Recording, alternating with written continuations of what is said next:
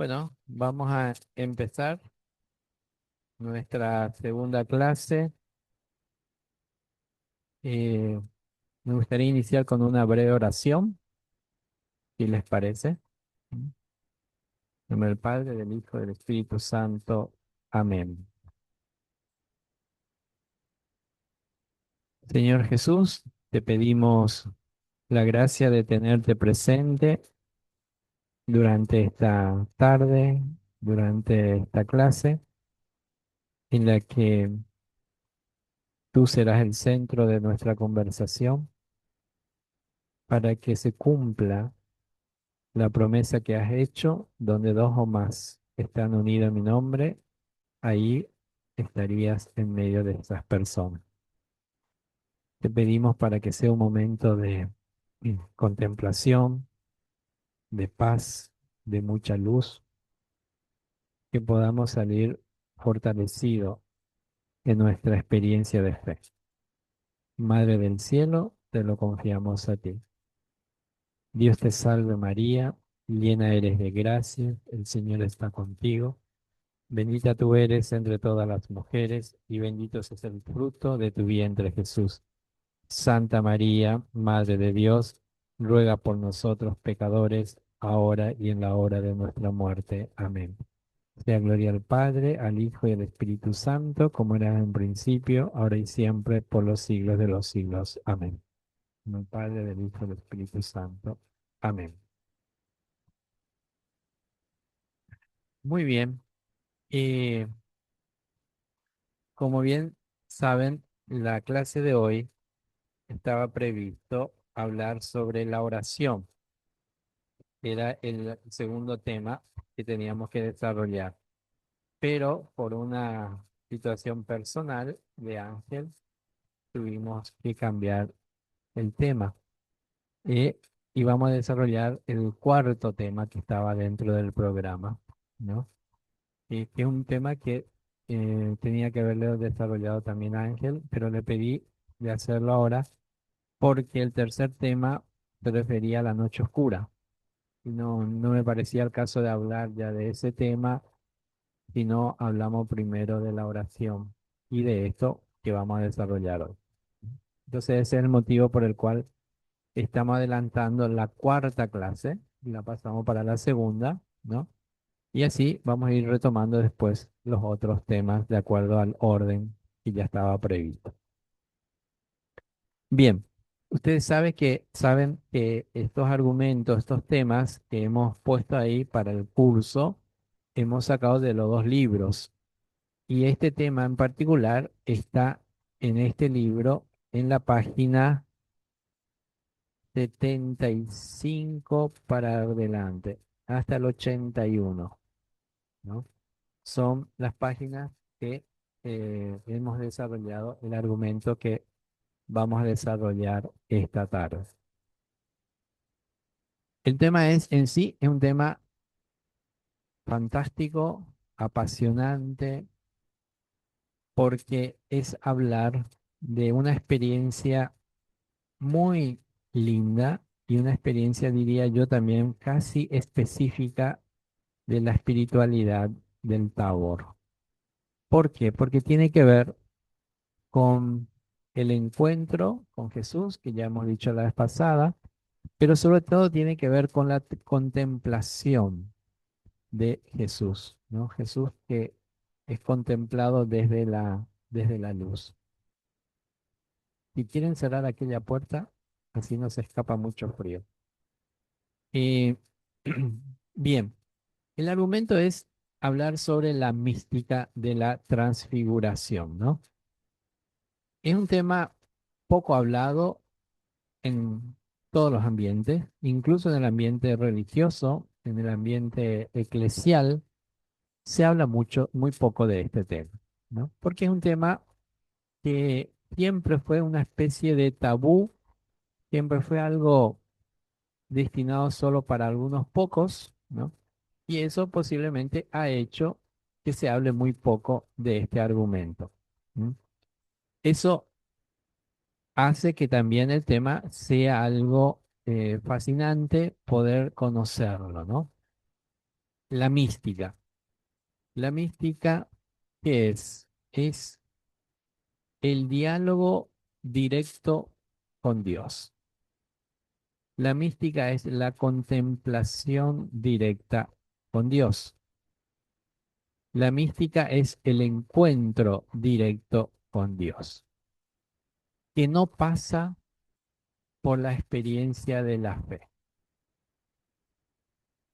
Es decir, el- normalmente los cristianos, las personas que profesamos una fe, realizamos nuestra experiencia de Dios a través de la fe. Y la fe tiene que ver con el misterio, con algo de misterio, con algo que uno nunca está completamente seguro. Siempre hay una pequeña duda. Sin embargo, la experiencia de mística ya no existe duda, ya no hay misterio. La palabra mística significa justamente develar el misterio. Es decir, escurrir, sacar el velo de aquello que no se ve bien para verlo claramente, ¿no? Esto es una experiencia que tiene que ver no solamente con la persona, tiene que ver sobre todo con Dios. Es decir, es Dios el que elige a quién develarse. Dios es el que elige a quién mostrarse de un modo más personal, más directo, más íntimo.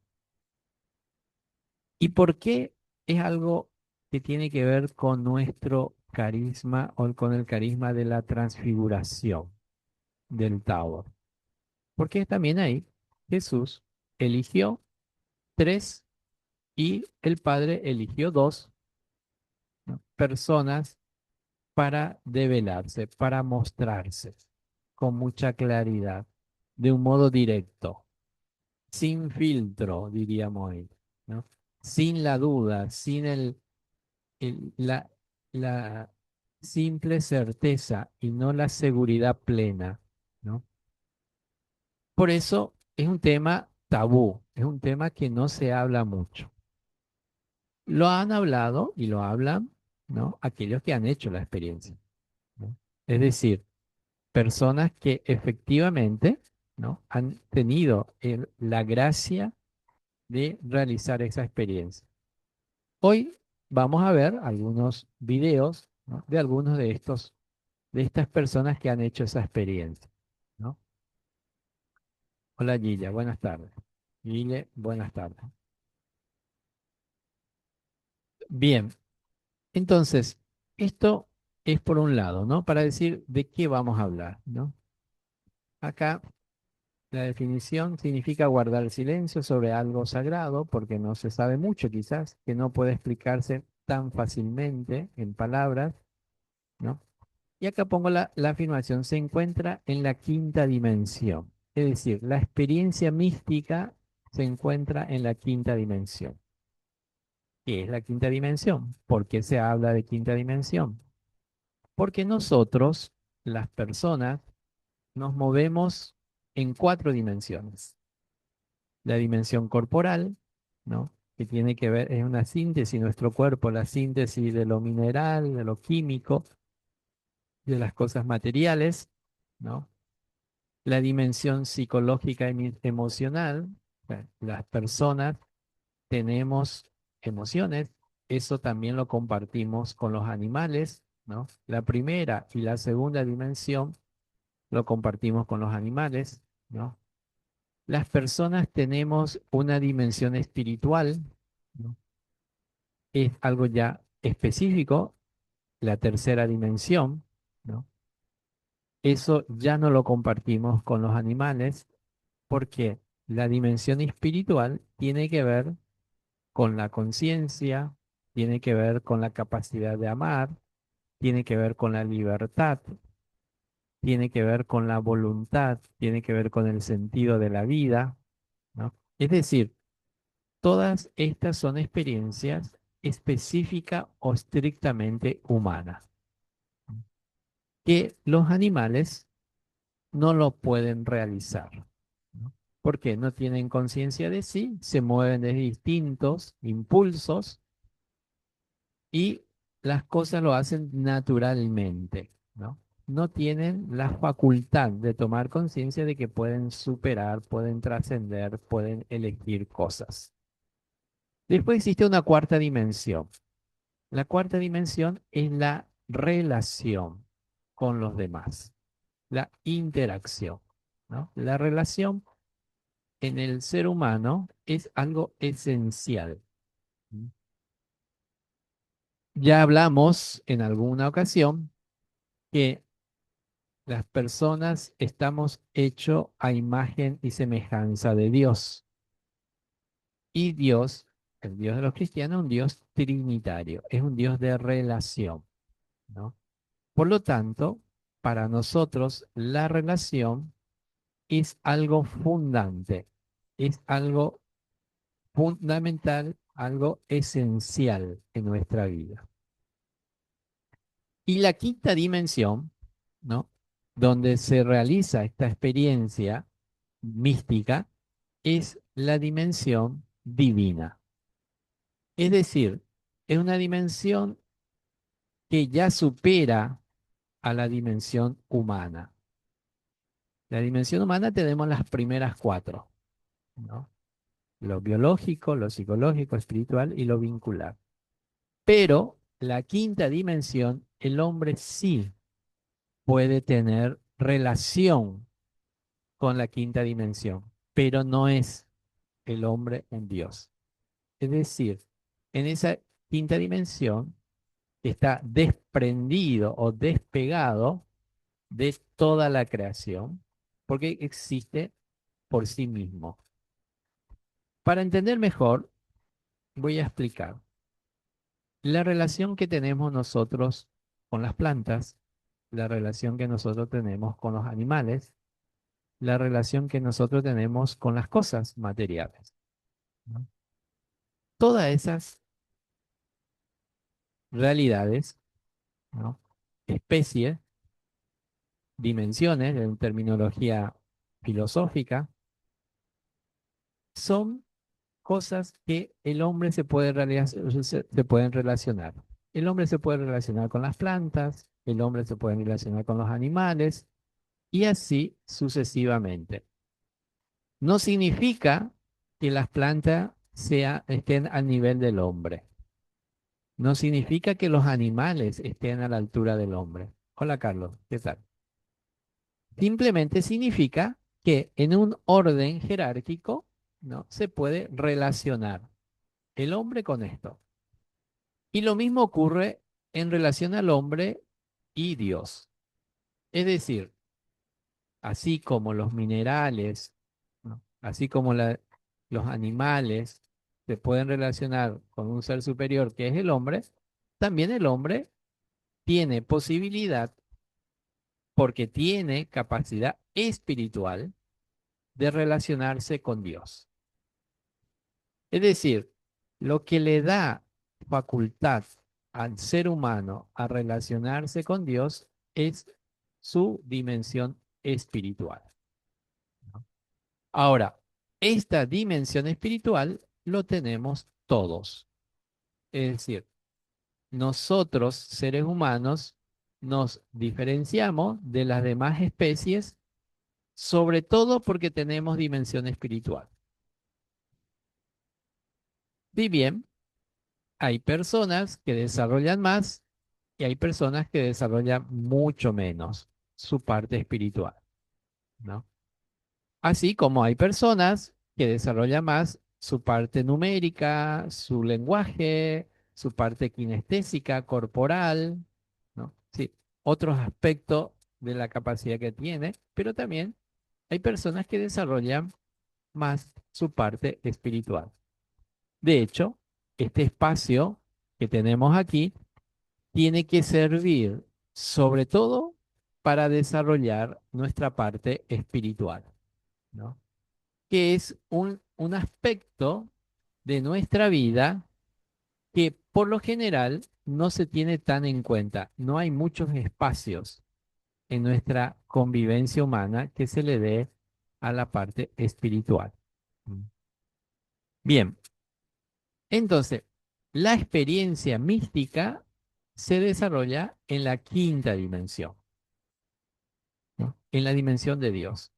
Y ahí son pocas las personas que logran llegar, ¿no? Es como nuestro escalar del monte Tabor, ¿no? Llega un momento, en este libro está muy bien explicado todo eso, ¿no? Llega un momento en que la persona llega a esa experiencia de unión con Dios, de diálogo con Dios, ¿no? La semana pasada eh, estuve dictando un retiro a 25 sacerdotes y un obispo, y el cierre del retiro les conté de las distintas etapas por el cual pasa su vida un religioso, un consagrado. Y le dije que en la etapa de la vejez, ¿no? Cuando ese consagrado fue fiel a su vocación, vivió coherentemente a lo largo de su vida su vocación, en esa última etapa, ¿no? Ya no hace más la voluntad de Dios, sino que es Dios que empieza a hacer la voluntad del hombre. Dios obedece al hombre. No está dicho por mí eso, lo dijo Juan Pablo II, ¿no? Es decir, la fidelidad, ¿no? de las personas le lleva a realizar una experiencia de Dios divina, ¿no? Al punto en que Dios, ¿no? hace lo que esa persona le pide, ¿no? Entonces, eso es una característica de las etapas. Entonces, cuando hablamos de la experiencia mística, estamos hablando de una experiencia que realiza en esa quinta dimensión. Bien, ¿en qué consiste? En una vivencia directa, ya dije al principio, de la presencia divina. Ya no hay intermediarios, ya no hay orden jerárquico, ya no hay dogma, ya no hay mandamiento, ya no hay estructura. El místico está por encima de todo eso. La experiencia que realiza con Dios está por encima de eso. Espero no escandalizar en lo que estoy diciendo. Pero está escrito en los libros, ya leyeron los obispos, ya me dieron su consentimiento, por lo tanto vamos todo bien. Entonces, es un conocimiento de Dios que se da por una unión y un encuentro interior, más allá de los conceptos teológicos, dogmas, mandamientos, ¿no? Preceptos, más allá de todo eso. Es un diálogo de tú a tú con Dios. Bien, esto lo hemos entresacado de unas preguntas que le estuvimos haciendo a la inteligencia artificial. ¿Cuáles son los niveles de conocimientos que tenemos nosotros, ¿no? Nosotros podemos conocer a Dios a través del estudio teológico, filosófico, ¿no? Cuando nos ponemos a estudiar, este es un espacio, por ejemplo, de estudio, ¿no? De adquirir conocimiento desde el punto de vista racional, ¿no? Uno viene acá porque quiere alimentar su cabeza con conocimiento. Además, quiere alimentar su espiritualidad, pero también sirve para aprender, ¿no? Aquí venimos para aprender, ¿sí? Y para compartir nuestra experiencia y nuestros conocimientos. Bien, la segunda forma es la ciencia infusa. ¿Qué es la ciencia infusa? Es un conocimiento que Dios concede directamente a la persona, sin tener que pasar por un proceso normal de aprendizaje. En la historia de la iglesia, en la historia de la mística, han existido personas que han tenido la gracia de la ciencia infusa. Es decir, Dios le otorga el conocimiento para determinadas cuestiones. Por ejemplo, Santa Catalina de Siena, una santa mística de la tercera orden dominicana, italiana, de una ciudad de la región de Trento, en Italia. Esta mujer eh, entró en un estado místico, ¿no? De diálogo directo con Dios. Y Dios, ella nunca había ido a la escuela, ¿no? Era una persona que no tenía estudio, ¿no? Nunca aprendió a escribir, por ejemplo, ¿no? Nunca aprendió a leer, ¿no? Pero tuvo la gracia de Dios, ¿no? De que a partir de, de esta experiencia mística empezó a escribir y es la primera doctora de la iglesia, ¿no? Es decir, la primera mujer que fue declarada por la iglesia como doctora. Y para ser doctor o doctora de la iglesia es porque tuviste que haber escribido muchas cosas en función a la doctrina. Hasta Santa Catalina eran solamente hombres los que fueron elegidos como doctor de la iglesia. Ella fue la primera y aún no habiendo cursado ni siquiera el primer grado, ¿no? Fue totalmente por la ciencia infusa, la gracia que Dios le ha concedido, ¿no? Historia como esta tenemos varias, ¿no?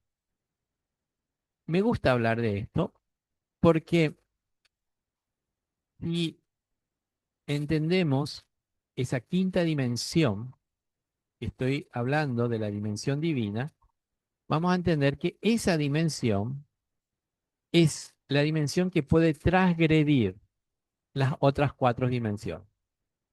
Tiene la facultad, el poder, la autoridad de poder transgredir las leyes naturales.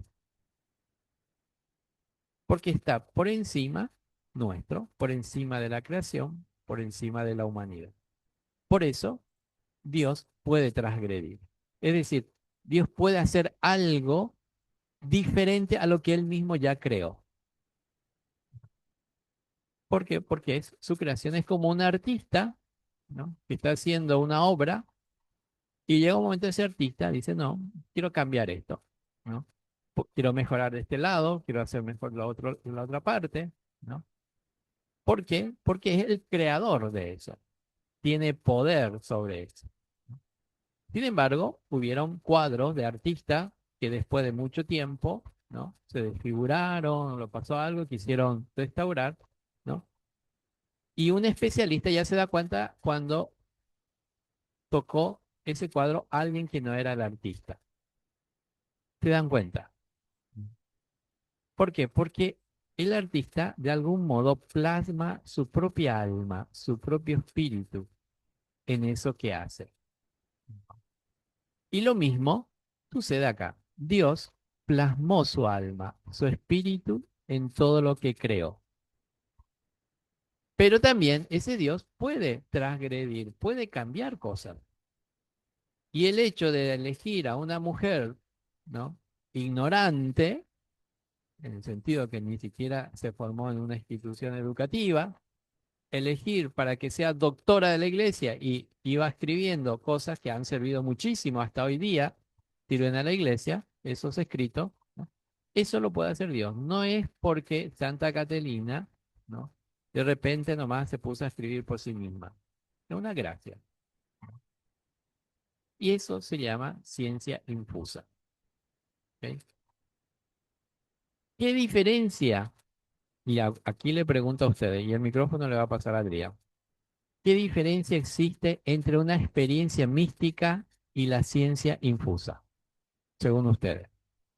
De la explicación que yo le estoy dando, ¿qué diferencia pueden encontrar entre una experiencia mística de unión directa con Dios y la ciencia infusa.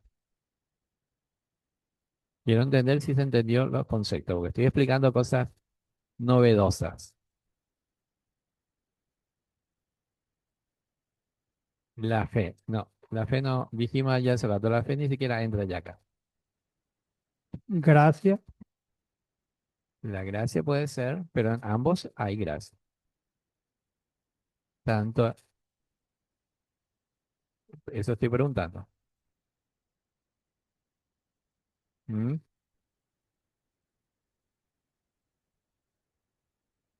Los tiempos,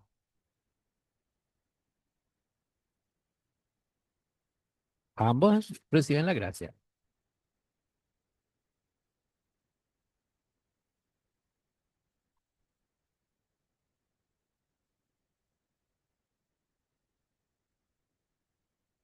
¿Mm? Puede ser, muy bien, puede ser. Guillermo, José, claro, quizás buscaba, pero es Dios el que se hace encontrar. Yo puedo buscar, pero el Dios decide si me va a dar el regalito o no. No. En- en-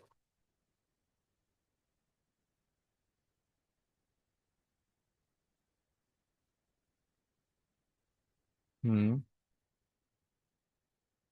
mm, sí, muy bien, me parece muy bien. ¿Qué más se puede decir en esto? Faltó el micrófono, ¿eh? Nadie está, no sé si los demás escuchan. No, porque lo que pasa es que los que están escuchando por Zoom, está bien, sí, seguimos nomás. Entonces, una diferencia es el hecho de que el místico no tiene conocimiento de ciencia. El místico simplemente contempla la belleza, la grandeza, la majestuosidad, la realidad de Dios, pero no tiene la gracia de la ciencia infusa. La ciencia infusa es un conocimiento específico en determinadas cuestiones. Esa es una primera diferencia. ¿Ok? Ambas experiencias son experiencias de Dios, pero en la ciencia infusa es algo también específico en cuanto a la ciencia, al conocimiento.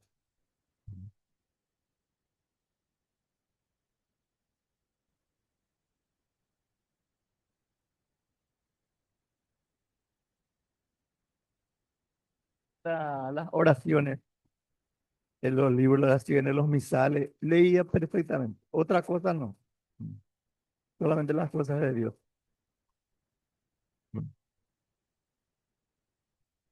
Sí, esa experiencia existe, ¿no? Hay personas que tienen esa. mm, Es algo bien específico en este caso, ¿no? Mm. Bien, vamos entendiendo el tema, ¿verdad? La tercera forma que desarrolla Santo Tomás de Aquino es la ciencia beatífica, pero esa es una ciencia que ya se da en el más allá, ¿no? Cuando hay una contemplación plena de Dios después de esta vida. Yo agregué un cuarto, la mística. La mística también es una forma de experimentar, conocer a Dios. Ahora, hay otra diferencia también entre la ciencia infusa y la mística. La mística es una experiencia que copa, toma todo el cuerpo de la persona. Es decir, la persona lo siente en la piel, lo siente en el cuerpo. A los sacerdotes le dije, uno de los conceptos que medio que le movilizó es, la experiencia mística es una experiencia de placer, ¿no? Los místicos hablan, inclusive hay dos o tres de estos místicos, lo comparan con experiencias de placer sexual. ¿Por qué? Porque es algo físico, tangible, ¿no? Sin embargo, la ciencia infusa tiene que ver sobre todo con la cabeza, ¿no? Con el conocimiento. Y las personas que hacen la experiencia mística, por lo general, son aquellas personas que fueron llamados para hacer algo por la iglesia, ¿no? Tenemos a un San Agustín, tenemos a un San Francisco de Asís, tenemos un San Ignacio de Loyola, una Santa Teresa de Ávila, ¿no? A una Tiara Lubick, ¿no? Personas que han hecho una profunda experiencia mística, ¿no? Y al mismo tiempo fueron llamados para hacer algo por la iglesia. ¿Qué diferencia existe entre una persona que hizo una experiencia mística y otra persona que está bien formado mentalmente, se formó bien, es un buen teólogo, es un buen filósofo, como Santo Tomás de Aquino, por ejemplo, ¿no? Según cuentan, es uno de los más grandes hombres de, digamos, inteligente de la cristiandad, pero él no había hecho experiencia mística, como un, como un Papa Benedicto, ¿no? Un gran intelectual, no hizo experiencia mística. ¿Qué diferencia hay entre uno y otro? San Juan Pablo II fue un gran místico, por ejemplo. Según ustedes, ¿qué diferencia puede haber?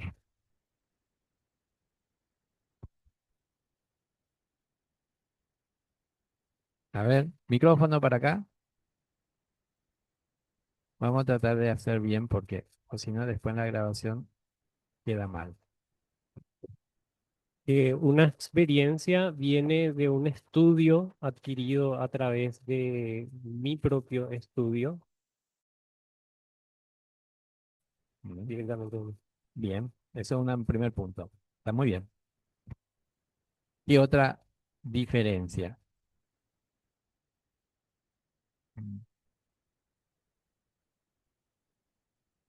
Cuando Santo Tomás terminó de escribir la Suma Teológica, que es posiblemente uno de los libros más importantes del cristianismo, con el cual se siguen formando todos los sacerdotes, todos los religiosos, en base a ese libro de Santo Tomás, que son 4 tomos bien grosos. Él, no habiendo hecho una experiencia mística, cuando termina de escribir, hace la experiencia de entrar en la quinta dimensión, ¿no? Y se asusta. Ya estaba terminando de escribir. Tenía un secretario a quien le dictaba, iba escribiendo. Y entra en esa experiencia mística y se da cuenta que todo lo que escribió no es nada. Entrando en esa dimensión. De hecho, que San Juan, y también yo lo cito al inicio de este libro, eso que dice San Juan. Le voy a leer para que puedan entender mejor lo que ahí está escrito. Muchas otras señales milagrosas hizo Jesús en presencia de sus discípulos, que no están escritas en este libro. Estas han sido escritas para que crean que Jesús es el Cristo, el Hijo de Dios. Este es el mismo discípulo que él da testimonio de estas cosas y que las ha escrito aquí. Y nosotros sabemos que dice la verdad. Jesús hizo también otras muchas cosas. Si se escribieran una por una, creo que no habrá lugar en el mundo para tantos libros, ¿no? ¿Qué es lo que San Juan dice? ¿No? Que es un gran místico, ¿no? Lo que estoy explicando. Entonces Santo Tomás, ¿qué hizo? Se fue, agarró querosén, fósforo y le tiró a sus escritos. Y empezó a decir, esto es paja, no sirve para nada, ¿no? Su secretario se dio cuenta y se fue y salvó. Apagó el fuego y salvó esos libros que hasta hoy sirven después de 600 años, ¿no? Sirven para la formación. Cuento esta experiencia para decir que una cosa es cuando uno hace una experiencia de Dios que te toca todo el cuerpo, que te hace dimensionar todas las cosas. Y otra cosa es un conocer a Dios por, por participar en las clases del Tao, ¿no? Es decir, uno va aprendiendo cosas, ¿no? Y está muy bien, ¿no? Pero una cosa es Dios cuando interviene, toca a la persona, se devela a la persona, le hace sentir su presencia a esa persona. Y otra cosa cuando esas personas, a fuerza de ir escalando, escalando, llegan a un cierto nivel de su relación con Dios. Entonces, esa es la diferencia entre conocer a Dios desde la ciencia y conocer a Dios desde una experiencia mística. Por lo general, esas personas que han hecho la experiencia mística quedan marcados para toda la vida, ¿no? No le dura mucho tiempo, algunos hablan de 40 días, ¿no? Cuando entran en esa otra dimensión y pueden ver muchas cosas. Esta que mencioné, Chiara Lubich, que también hizo esa experiencia en el año 1949, que le duró 2 meses. Ella, 50 años después, me acuerdo muy bien porque yo estaba ahí, dijo, por fin, aquello que vi en el 49, hoy es una realidad. Cuando yo lo vi, para mí esa era la realidad. Cuando yo vi en Dios las cosas. Y Dios me fue mostrando en esos 2 meses lo que tenía que yo vivir después en la tierra. Y después de 50 años, puedo decir, he cumplido. Aquello que me mostró, ahora lo veo en la tierra. Las personas que han hecho esa experiencia mística, por lo general tienen una misión, una tarea que Dios le da. Y en este libro explico todo eso. Pasamos. ¿Qué metodología se puede realizar para llegar a una experiencia mística? Antes que ustedes lean, voy a pasar de vuelta para acá. Según ustedes, ¿qué metodología se puede realizar, tener en cuenta para llegar a una experiencia mística?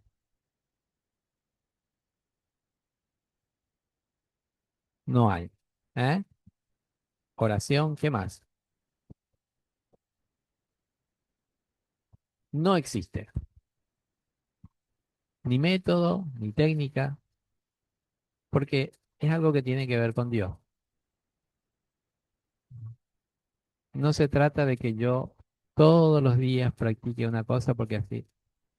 Son herramientas, son caminos que pueden servir, pero al fin y al cabo es Dios el que le da esa gracia a las personas que eligen, ¿no? Entonces, por más método, por más técnicas que tengamos, no vamos a poder llegar a eso. Por eso le nombré a Santo Tomás de Aquino, ¿no? Un gran filósofo, un gran teólogo, que escribió un montón de cosas y, y no por eso había hecho ya esa experiencia. ¿Está claro? Bien, me parece que estoy hablando medio complicado, ¿verdad? ¿Eh? ¿Sí? Voy bajando más.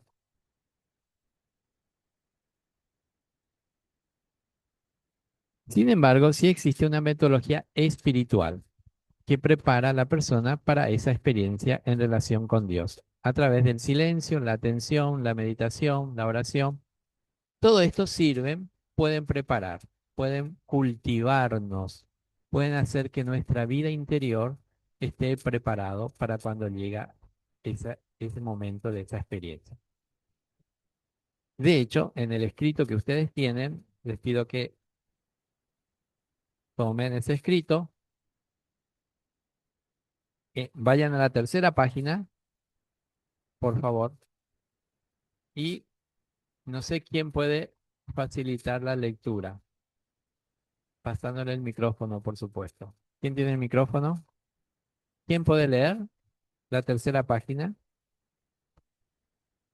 Alguna dama, dice. Guillermo ya pasó la pelota a alguna dama.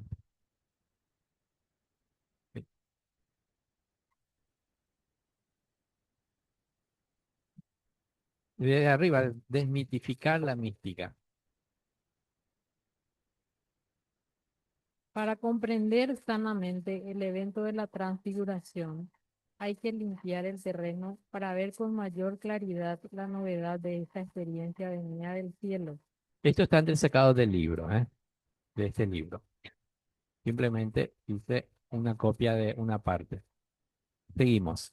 En primer lugar, hay que superar el misticismo artificial pasajero que no tiene raíz para sostenerse en el tiempo, como si fuera un misticismo del espectáculo que se usa para sentirse centro de atracción ante los demás. Bien, voy a explicar eso. A veces hay personas, cualquiera de nosotros puede hacer un momento dado una experiencia espiritual profunda, ¿no? Leyó tal pasaje del Evangelio y eso le iluminó, ¿no? Le hizo entender cosas, ¿no? Eh, no sé, un diálogo con alguien que le aclaró y le llenó de paz, ¿no?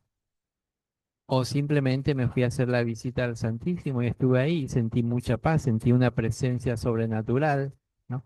Pequeños momentos. Y hay otros que lo hacen así, normalmente, esa pequeña. Pero como no está formado, como no está muy cultivado, como no conoce tantas cosas, muchas veces eso lo utilizan como espectáculo. Es decir, simplemente para demostrar yo tengo mi relación con Dios y yo hablo directamente con Dios y todo ese tipo de cosas, ¿no? Y eso no es una experiencia seria, ¿no? Simplemente un querer utilizar algo, una experiencia espiritual para poder sentirse superior a los demás. ¿Seguimos? Sí, Gustavo.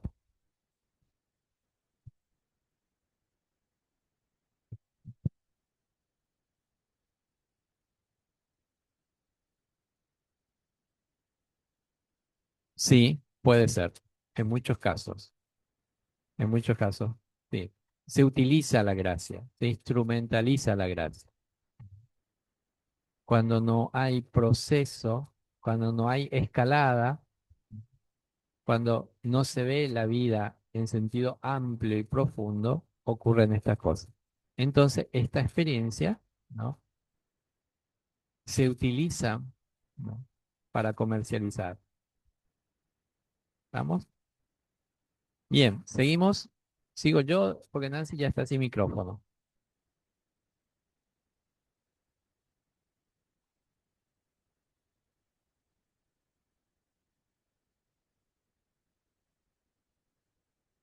No se trata de algo inducido por alucinógenos químicos que ayudan a entrar en el estadio del placer místico.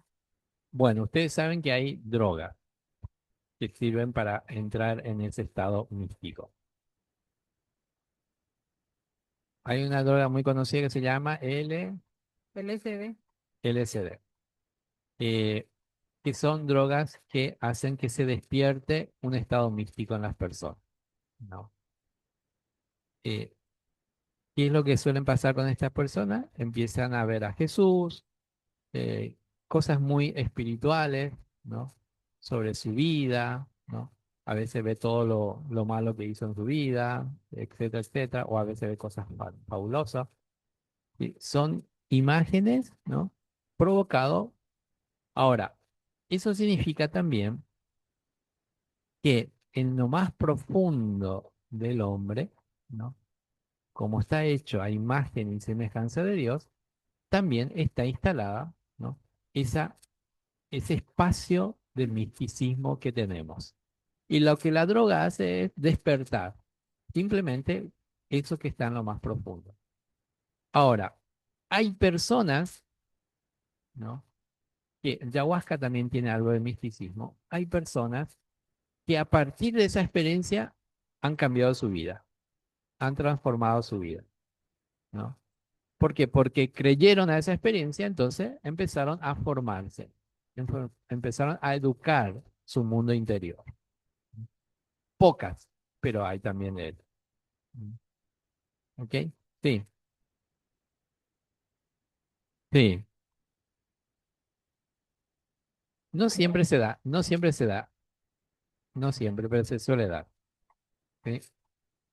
Esto que digo, ustedes lo pueden googlear y pueden leer todo lo que quieran porque no estoy diciendo nada nuevo, está todo por escrito por ahí. ¿Ok? Nancy, seguimos. Probar. Podemos probar, la ayahuasca podemos probar. No es una experiencia aislada, sin fundamentos, sin parámetros, ni marcos de referencias, sin guía que pueda iluminar a la persona que se ha encontrado con la luz de Cristo. Y no más. No es una experiencia salvaje o rebelde en un terreno no cultivado, necesario para que esa gracia se fortalezca, fructifique y perdure en el tiempo. En este momento, yo tengo un paciente que la primera vez que vino, me dijo, yo vengo acá porque la persona que me mandó es una persona de iglesia y me dijo que usted tiene un don místico, porque yo soy también un místico, me dice, ¿no?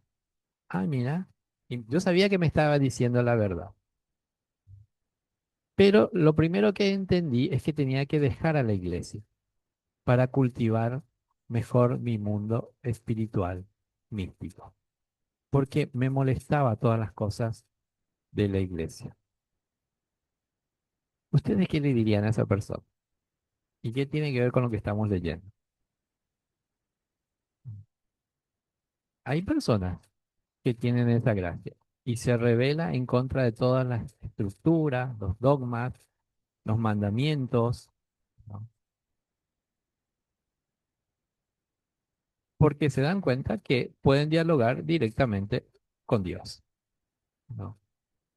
Ahora, esta persona se notaba, dice, yo vengo porque quiero formarme mejor, porque me doy cuenta que soy un místico salvaje, ¿no? ¿Eh? Me doy cuenta, dice, cuando miro las cosas en YouTube, formo parte de una red de místicos de todo el mundo, me dice, ¿no? Y nos damos cuenta enseguida cuando alguien realmente es un místico, desarrolla su experiencia mística y cuando simplemente es un charlatanería, ¿no? Y yo me doy cuenta que soy un simple charlatán porque no tengo la formación que necesito tener. Bueno, estoy embarrando la cancha, pero también todo eso lo van a encontrar en el libro escrito, ¿no? Y si este libro escrito que ya leyeron los obispos fue con sentido, señal de que lo que está escrito es así. ¿Ok? Seguimos.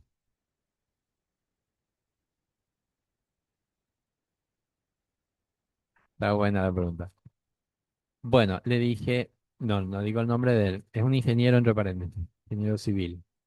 Es decir, un tipo trabaja en cosas muy concretas. No, no es y tiene su empresita y demás cuestiones. O sea, trabaja, es responsable de su familia, todo hace bastante bien. Le dije nomás que lo que está escrito ahí, de hecho que ese escrito está por la experiencia que hice con él, ¿no? Dice, no es una experiencia salvaje o rebelde en un terreno no cultivado necesario para que esa gracia se fortalezca, fructifique y perdure en el tiempo, ¿no? Es decir, necesita cultivarse, formarse para que pueda ordenar, pueda darle una directividad para que esa experiencia pueda calar más profundamente en él y pueda después ayudar a transformar la vida de otros, ¿no? ¿Yo llamaba qué? No, no entiendo bien la última palabra. ¿Puedes pasar el micrófono? Se llamaba salvaje, porque vos le estás dando una explicación. Y salvaje porque no, ni él mismo entendía, hacía todas las cosas así como por puro impresión propia nada más, ¿no? Es decir, no tenía una forma de poder discernir esas visiones o esa experiencia o ese diálogo que tenía con Dios, ¿no? ¿Ok? En varias cosas, claro, sí. Y salvaje porque se revela. El hecho de que lo primero que decidió fue dejar todas las cosas vinculadas a lo religioso, a la iglesia, es una experiencia salvaje, ¿no? O sea, por algo están ahí, de hace 2000 años. Sí, sí, mucho más, porque hay menos estructura. Por ejemplo, hay muchos hinduistas, budistas, ¿no? Que no tienen estructura fija. En el cristianismo y sobre todo en el catolicismo tenemos una estructura vertical, ¿no? Tenemos eh, cosas que nos mantienen en ciertos bordes, ¿no? Que canaliza nuestra experiencia espiritual. No deja abierto así nomás. Tenemos los 10 mandamientos, tenemos la doctrina social de la iglesia, tenemos el evangelio, tenemos los sacramentos, ¿no? Todo eso son herramientas, experiencias que sirven para ir canalizando nuestra experiencia de Dios.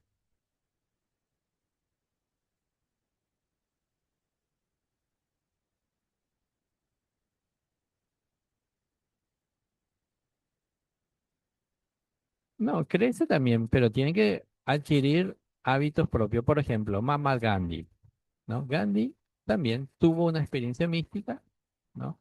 Y él se puso por sí mismo un orden, una disciplina propia para sostener esa experiencia mística, ¿no?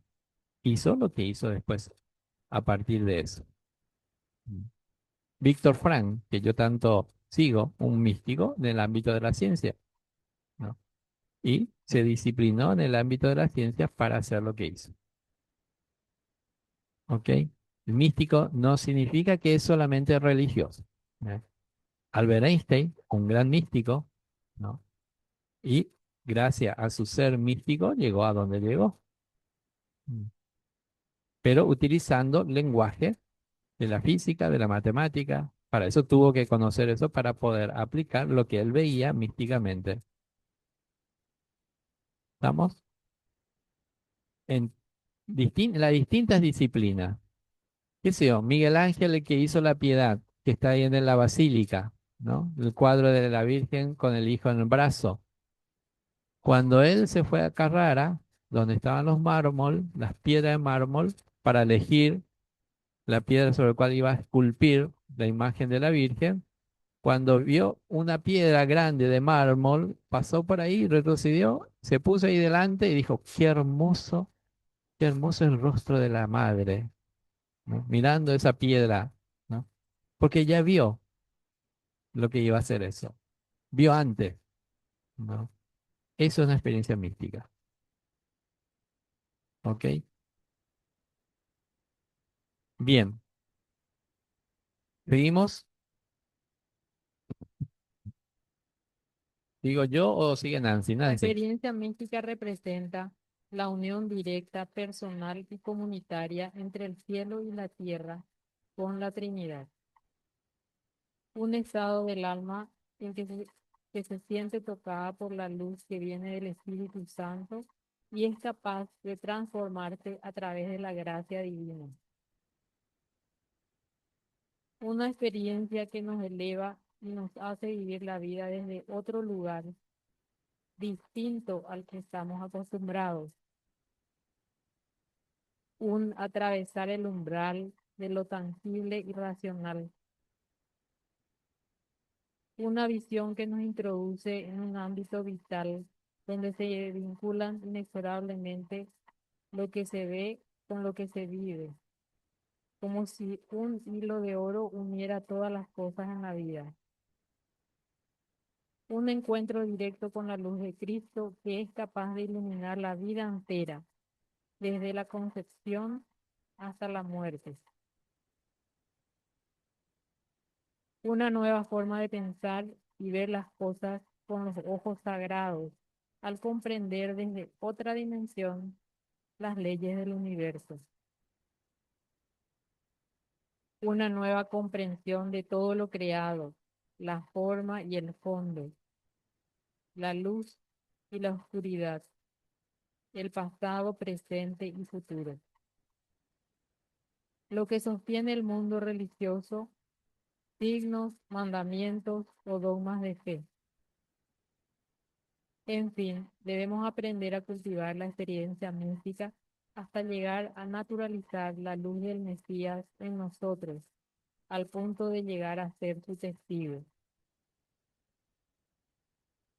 Señor, tenemos sed de ti, de ese diálogo íntimo y sagrado.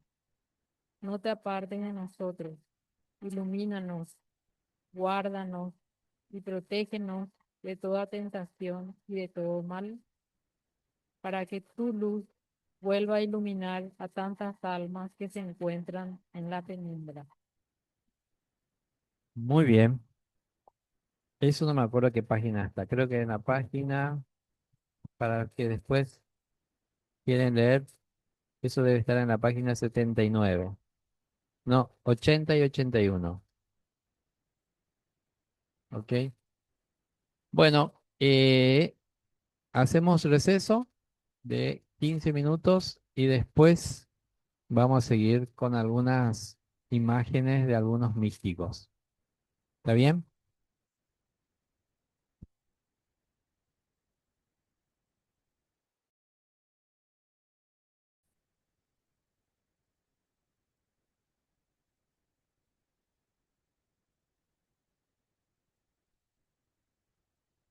No trajeron su Biblia, ¿verdad? Carlos y...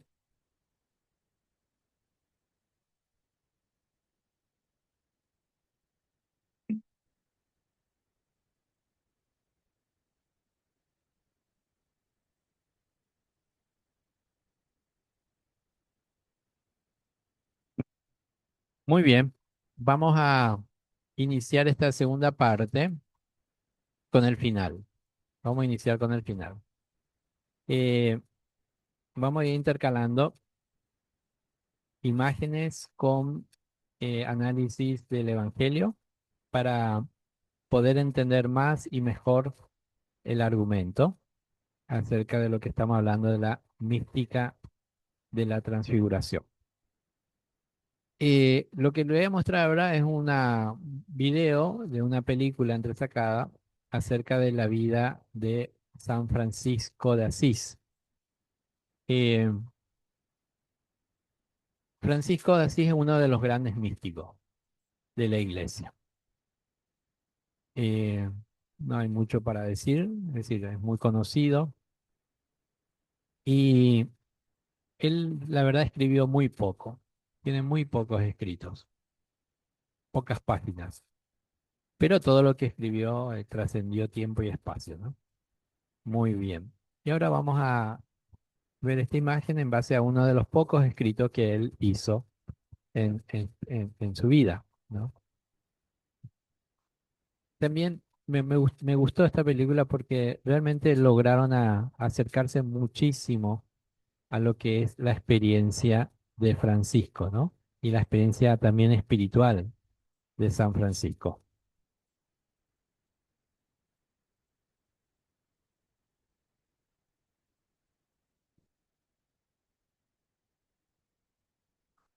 Veas, mi Señor, con todas tus criaturas, especialmente por el hermano Sol, quien llega con el día y nos ilumina.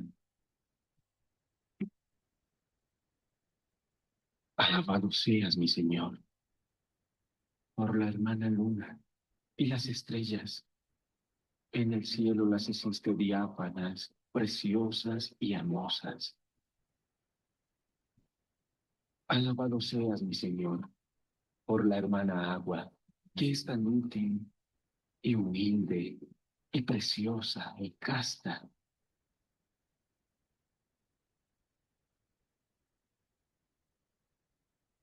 Alabado seas, mi Señor, por el hermano fuego, con lo que iluminamos la noche, y es bello, y robusto, y fuerte.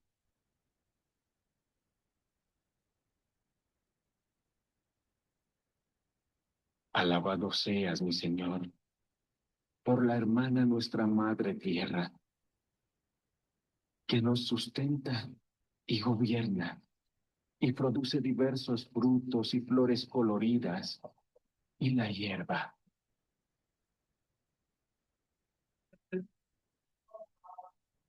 Asís, 4 de octubre de 1226. Alabado seas, mi Señor, por nuestra hermana la muerte del cuerpo, de la que ningún hombre viviente puede escapar. Triste aquel que muere en pecado mortal. Benditos quienes la encuentren en tu santísima voluntad.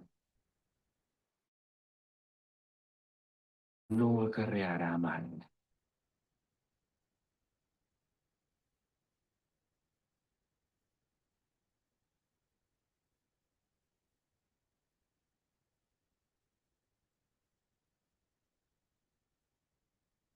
Bien.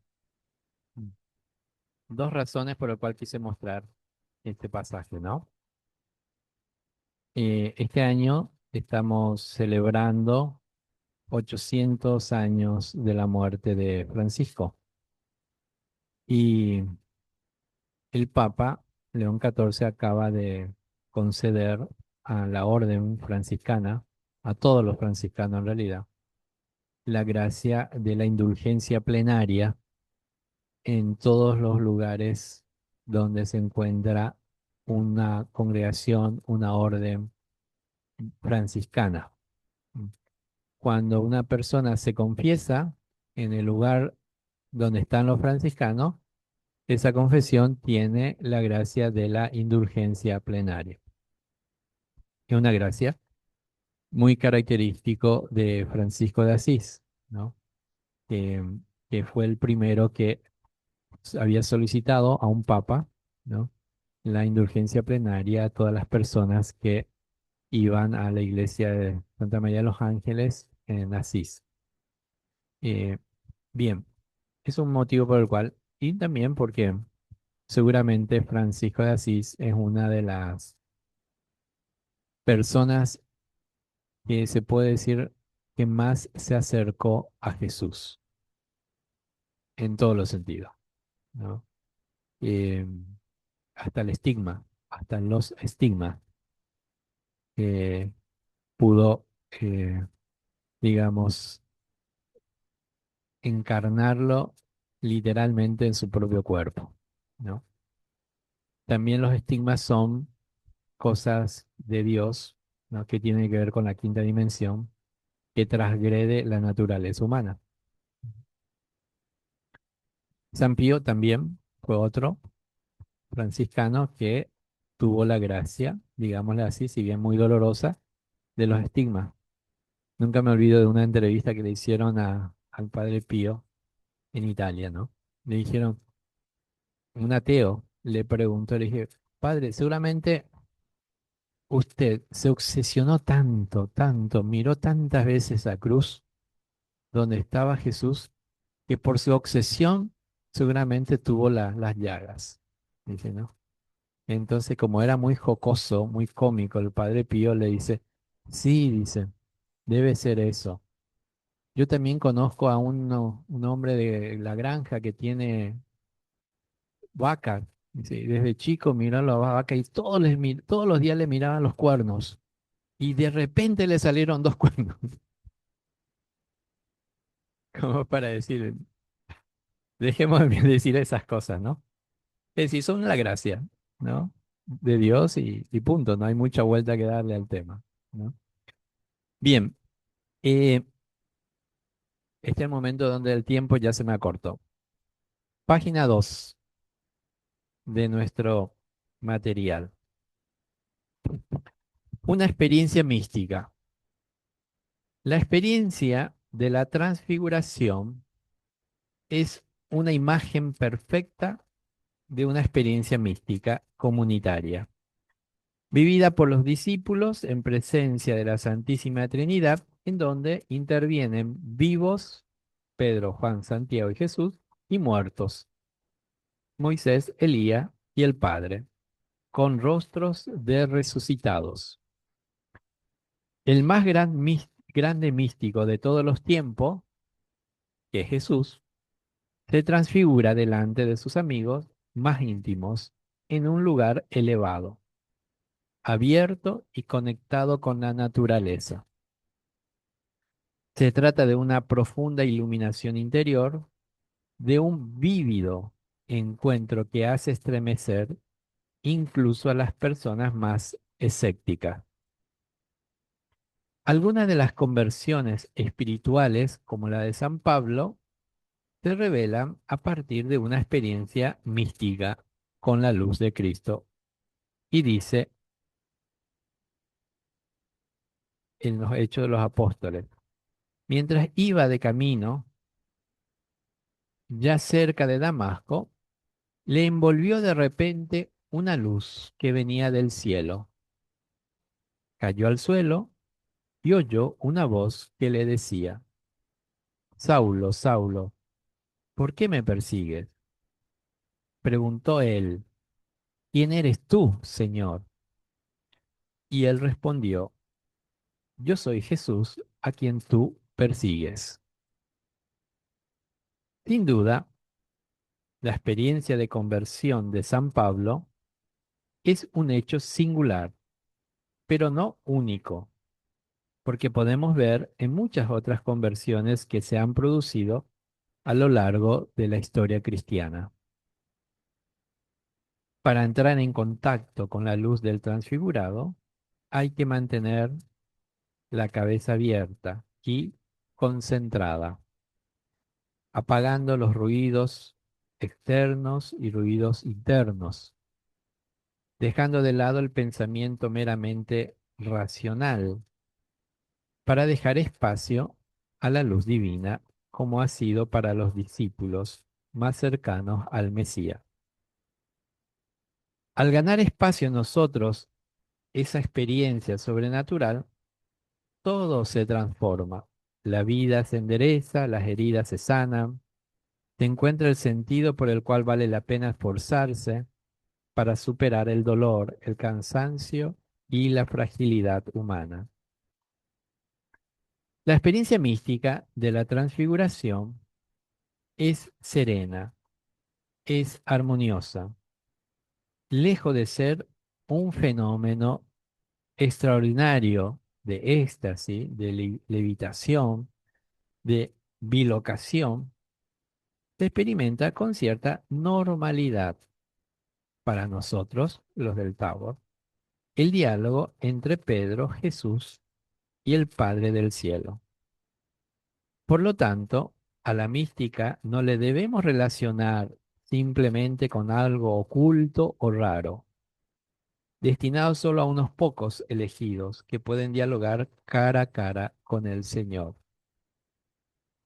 Los cristianos hemos perdido el camino místico y nos hemos enfrascado en el callejón sin salida de los rituales, de la moral.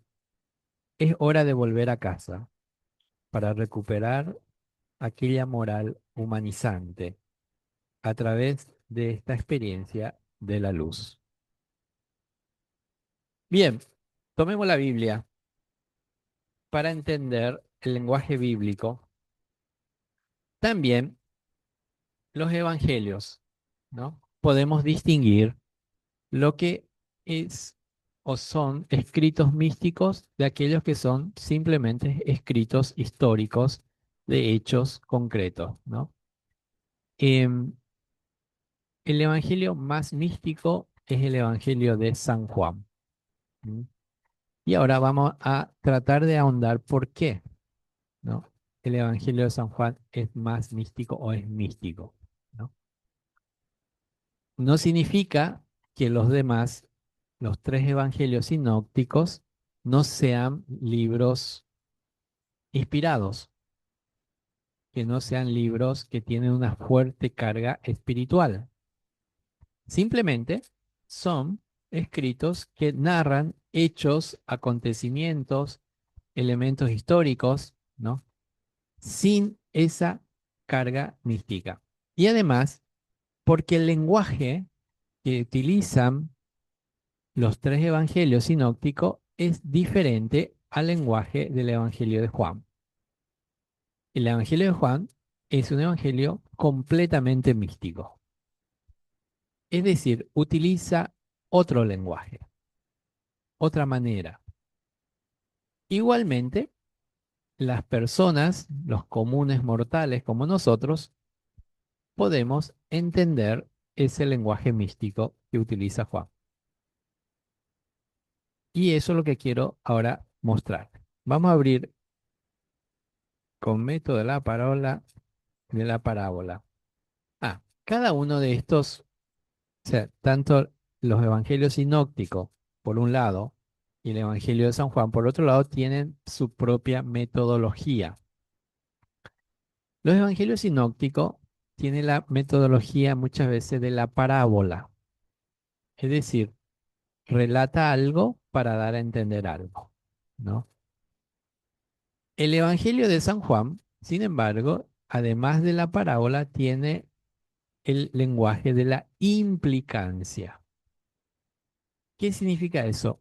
Que habla de un Dios que está implicado, metido en cada cosa que dice. Porque Él, Jesús, ya es la palabra viva, ya es el místico pleno, ya es la persona que lo que dice es. No hay diferencia entre lo que va diciendo y lo que él mismo ya ha vivido. No hay distinción. Bien, la implicancia, por ejemplo, ahí vamos a tomar la mujer adúltera. Vamos al Evangelio de Juan, capítulo 8, versículo 1 al 11, sobre la mujer adúltera. Vamos a analizar este pasaje, Juan, capítulo 8, versículo 1 al 11.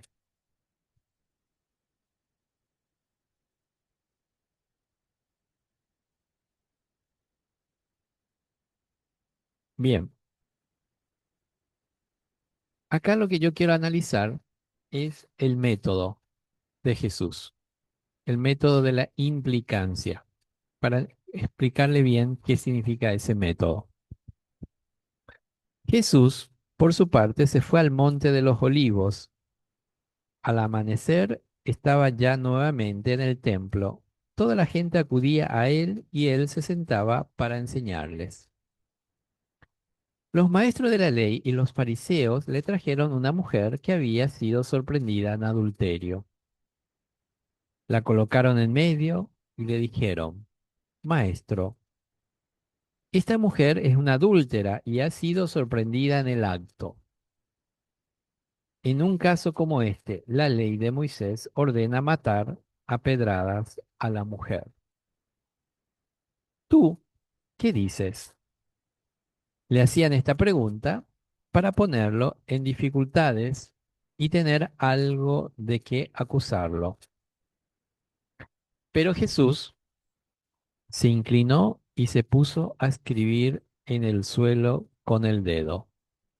Es la única vez que Jesús escribe, ¿no? Como ellos insistían en preguntarle, se enderezó y les dijo, aquel de ustedes que no tenga pecado, que le arroje la primera piedra. Se inclinó de nuevo y siguió escribiendo en el suelo. Al oír estas palabras, se fueron retirando uno tras otro, comenzando por los más viejos, hasta que se quedó Jesús solo con la mujer, que seguía de pie ante él. Entonces Jesús se enderezó y le dijo, Mujer, ¿dónde están? Ninguno te ha condenado. Ella contestó, Ninguno, Señor. Y Jesús le dijo, Tampoco yo te condeno. Vete y en adelante no vuelvas a pecar. Bien, método de implicancia. ¿En qué momento aplica este método? Cuando dice, aquel de ustedes que no tenga pecado, que le arroje la primera piedra. Es decir, interpela la vida. Y él podía decirlo con autoridad. Su autoridad y su método han hecho que estas personas no le repudiaran y no le apedrearan, ¿no? El método de la implicancia implica que uno tiene que vivir lo que pida al otro. Uno tiene que primero encarnar lo que le va pidiendo al otro. Implica su propia vida, ¿no? Y ese es un método de Jesús. Muchos santos, muchos místicos han tenido ese mismo método. Por ejemplo, Gandhi. Voy a contar un episodio que podría contar de muchos otros. Una vez una mamá le lleva junto a Gandhi, le lleva a su hijo que tenía problema con el azúcar, problema de diabetes. Y, y le dice a Gandhi, Mahatma, maestro, le traigo aquí a mi hijo y me gustaría que usted le diga algo para que ya no consuma azúcar, porque tiene problema de diabetes. Y cuentan en los libros de la vida de Gandhi que Gandhi le miró bien a la señora y a su hijo y le dijo solamente, vengan la semana próxima. Bueno, en medio de tanta gente, pues volvieron la semana siguiente y la señora le vuelve a decir a Gandhi, aquí le traje nuevamente a mi hijo, usted nos dijo que volviéramos hoy nuevamente. Y dice que Gandhi le mira al chico y le dice, simplemente deja de consumir azúcar. Y la madre mira, se sorprende y se enoja. Le dice, para decirle eso nada más, usted nos hizo esperar una semana, ¿no? Entonces Gandhi le dijo, sí, esta semana dejé de consumir azúcar. Todos estos días no he consumido nada de azúcar, ¿no? Y eso escuchó el hijo, ¿no? Y eso fue que le tocó al hijo. Hizo que después dejara de consumir azúcar, ¿no? Es decir, implicancia. Primero lo puso en práctica, lo vivió, lo encarnó, si se quiere, para después tener autoridad sobre el otro. Uno puede decir, bueno, pero no todo podemos hacer toda la experiencia. Sin lugar a duda que no. Pero una figura como Gandhi seguramente tenía teléfono directo con Dios y por lo tanto podía entender qué caso sí, qué caso no, en qué momento una cosa, en qué momento otra cosa, ¿no? Este es un método que han usado muchos santos, ¿no? El poner primero la propia piel. Bien,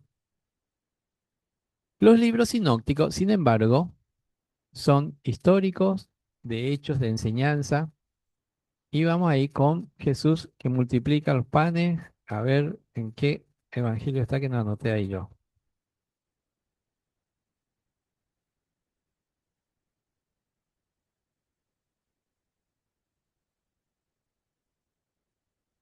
O si no, vamos con el Lucas capítulo 8,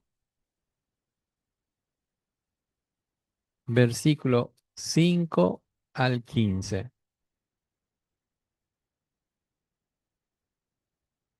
Lucas capítulo 8, versículo 5 al 15.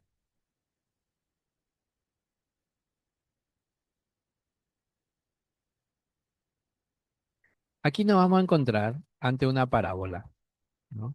La anterior era implicancia. El sembrador salió a sembrar. Al ir sembrando, una parte del grano cayó a lo largo del camino, lo pisotearon y las aves del cielo lo comieron. Otra parte cayó sobre rocas. Brotó, pero luego se secó por falta de humedad. Otra cayó entre espinos y los espinos crecieron con la semilla y la ahogaron. Y otra, sin embargo, cayó en tierra buena. Creció y produjo el 100 por 1. Al terminar Jesús exclamó, escuchen, pues, si ustedes tienen oídos para oír. Sus discípulos le preguntaron qué quería decir aquella comparación. Jesús les contestó, a ustedes se les concede conocer los misterios del reino de Dios, mientras que a los demás les llega en parábolas. Así, pues, mirando no ven y oyendo no comprenden. Aprendan lo que significa esta comparación. La semilla es la palabra de Dios. Los que están a lo largo del camino son los que han escuchado la palabra, pero después viene el diablo y la arranca de su corazón, pues no quiere que crean y se salven. Lo que cayó sobre la roca son los que, al escuchar la palabra, la cogen con alegría, pero no tienen raíz, así como estos místicos que decíamos. No creen más que por un tiempo y fallan en la hora de la prueba. Los que cayó entre espinos son los que han escuchado, pero las preocupaciones de la vida, la riqueza y los placeres de la vida lo ahogan mientras van caminando y no llegan a madurar. Sin embargo, los que caen en tierra buena son los que reciben la palabra con un corazón noble y generoso, la guardan y perseveran dando fruto en su vida. Muy bien. Entonces, este es método de la parábola, ¿no? Son distintos métodos, como ven, ¿no? Por lo general, en los púlpitos, en las misas, en los sermones, los sacerdotes, por lo general, utilizan solamente el método de la parábola, el método de las comparaciones. Muy pocos utilizan el método de la implicancia, experiencia viva, experiencia propia, ¿no? Porque es más difícil, pero al mismo tiempo es la que tiene mayor efecto en los demás. Tiene más efecto una experiencia vivida, comunicada de buena manera, que un conocimiento meramente teórico. ¿Se entiende? Así para poder también apreciar las buenas prédicas. Bueno, vamos con otro video. ¿Puedo? Aquí a los grandes técnicos. ¿Puedo con otro video?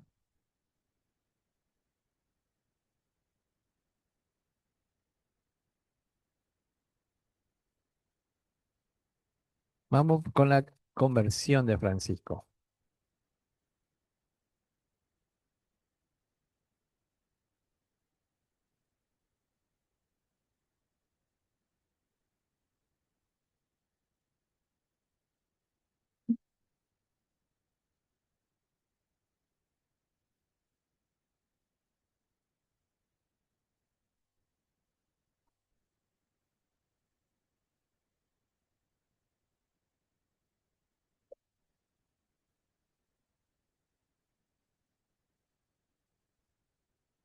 Este es un pasaje de la misma película cuando Francisco, en su primer periodo de conversión, ¿no? Se enfrenta con su papá. Su padre era un comerciante de tela, ¿no? Que importaba tela de Francia, por eso el nombre de Francisco. eh, y era una persona, de cierta manera, adinerada, que quería que su hijo sea un gran caballero en Asís, ¿no?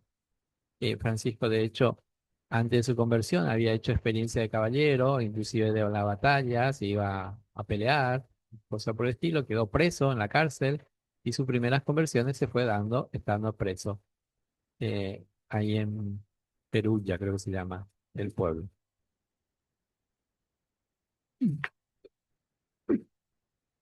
¿Y tú, Francisco, qué tienes que decir a tu favor?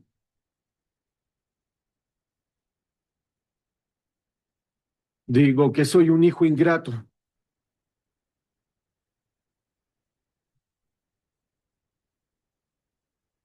El hijo ingrato de un padre que lo ha amado como ningún otro padre ha amado a su hijo,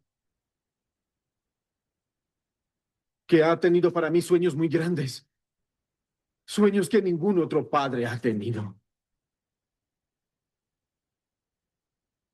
Pero yo tengo otro padre que me amó aún antes que Pedro Bernardone. El Padre que todos tenemos en el cielo. El Padre ante el cual todos los padres en la tierra son solo hijos balbuceantes. Pedro Bernardone quería que yo fuera un gran caballero. Nuestro Padre del cielo quiere que yo sea el más humilde entre los humildes. Si no es acaso, ¿estás escuchando? Sí. Y dice que estás. Te pido perdón, Padre, y devuelvo todo el dinero que tomé.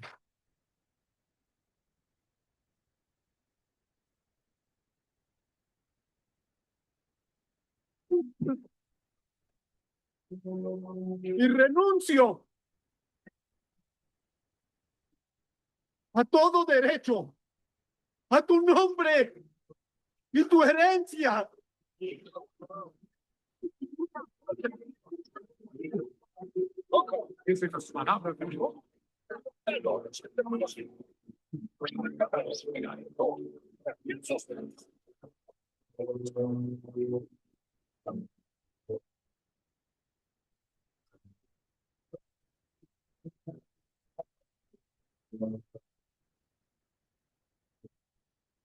Hasta hoy llamado a Pedro Bernardone mi padre.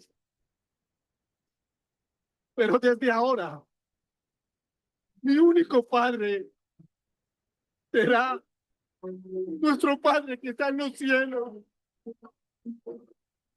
Que está en los cielos.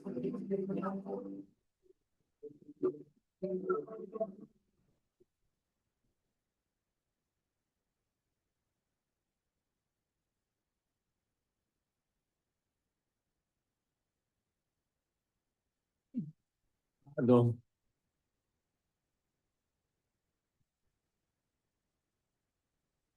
Bien, está cargado de simbolismo esto. Eso es un místico salvaje, Carmen,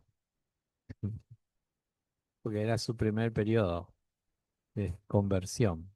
Todavía no lograba contener su fuerte vínculo con Dios, ¿no? Entonces, hacía este tipo de locura. Bien, acá hay simbolismo muy interesante, ¿no? Esa última imagen del obispo que se baja y le cubre con su manto, ¿no? El símbolo de la iglesia que lo toma como hijo, ¿no? Y bueno, y todo este diálogo con el padre también muy interesante, que por mucho tiempo ha sido seguramente uno de los ítems más importantes de la vida de los franciscanos, ¿no? Francisco antes de morir, un mes, 2 meses antes de morir, hizo el último encuentro con los franciscanos de su tiempo en Asís y eran 5.000 los franciscanos venidos de todas partes de Europa, ¿no?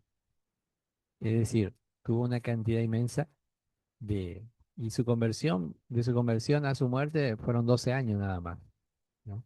En 12 años hizo todo lo que hizo, ¿no? Bueno, ¿por qué? Lo hizo todo desde una experiencia mística. Bueno, pregunta hasta acá.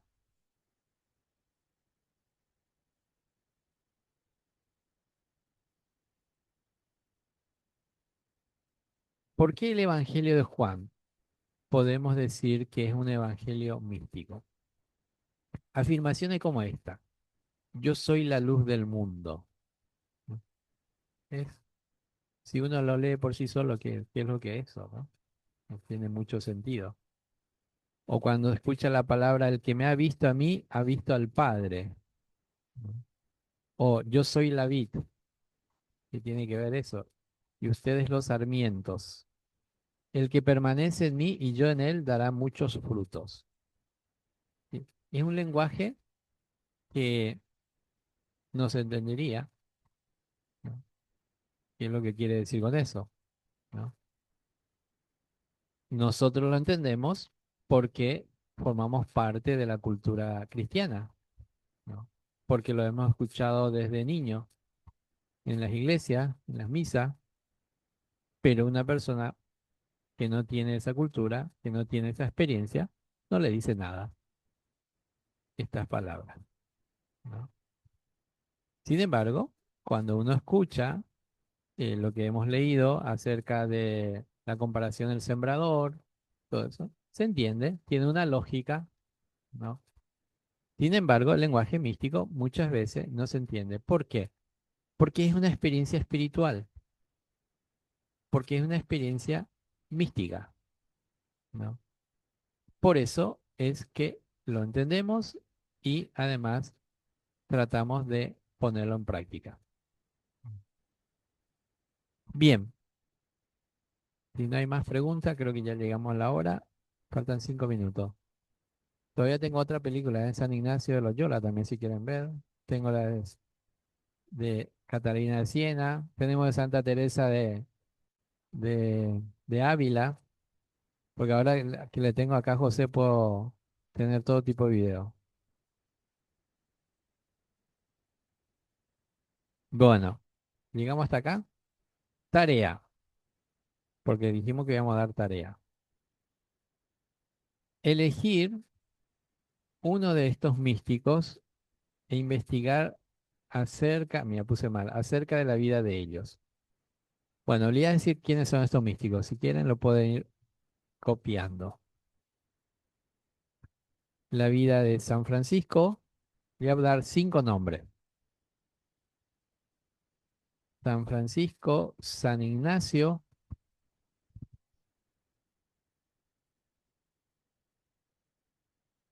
Santa Teresa,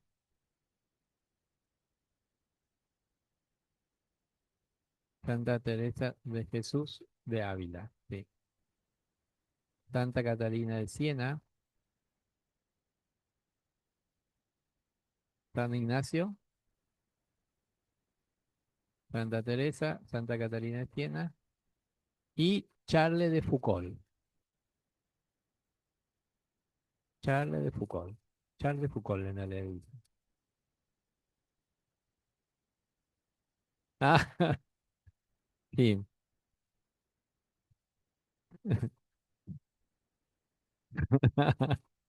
Charles de Foucault.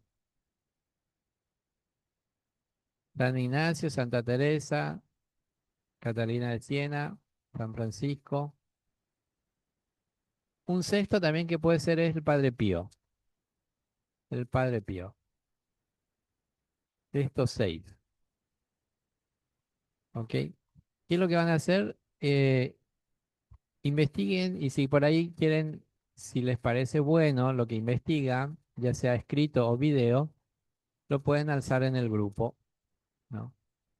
Para que todos puedan apreciar. Basta que no sea demasiado largo. 10 a 15 minutos máximo. ¿Ok? Bueno, vamos a hacer un Padre Nuestro y cerramos con la clase de hoy. En nombre del Padre, del Hijo y del Espíritu Santo. Amén.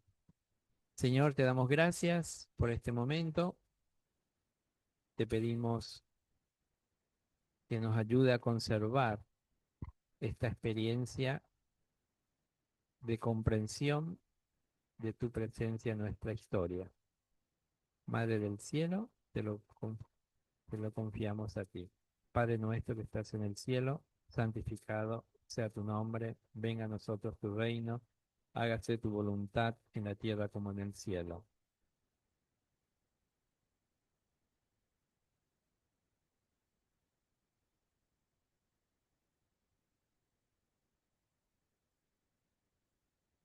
Dios te salve María, llena eres de gracia, el Señor está contigo. Bendita eres entre todas las mujeres y bendito es el fruto de tu vientre, Jesús.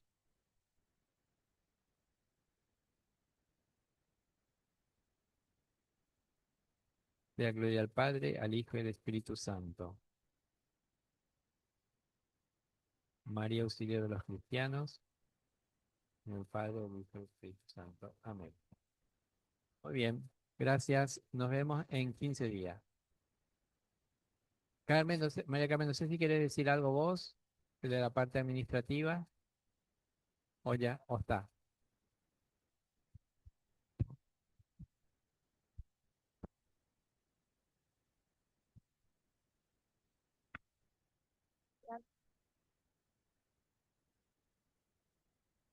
Pagaste con saldo. Ah, bueno. ¿Cómo fue? Ah, bueno.